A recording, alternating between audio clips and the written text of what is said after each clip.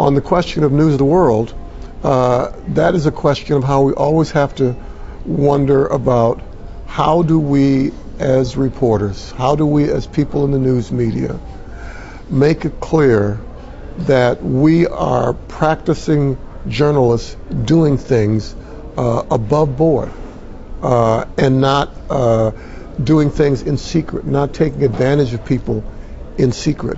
That was the problem with what happened with News of the World.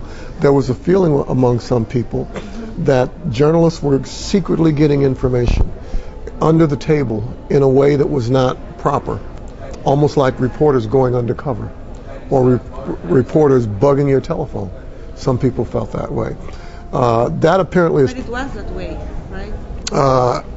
From my understanding, I'm not sure it was that way.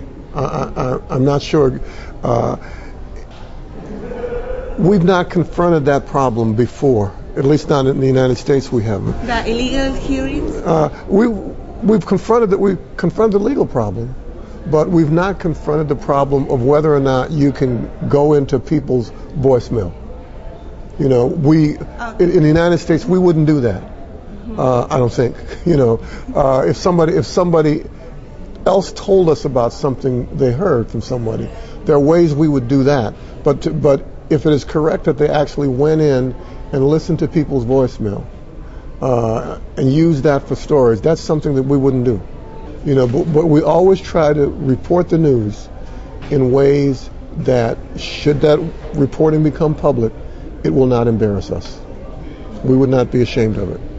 And so if I were listening in on someone else's calls, or if I was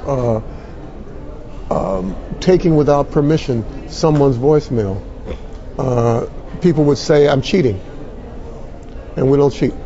I think journalists today have to still make it clear that we are the providers of factual information. We are experts at certain kinds of things. We can tell people better what a lot of this means. There still is a need for quality information. So what journalists have to do is continue to establish our credibility. That, you know, you can get the news, or you can get something that people say is news. Who determines if it really is news? Who determines if it's accurate? There's so much more information out there now, and that's good. The problem is how much of that information is dependable, how much of it is accurate. That is what needs to be determined. Okay.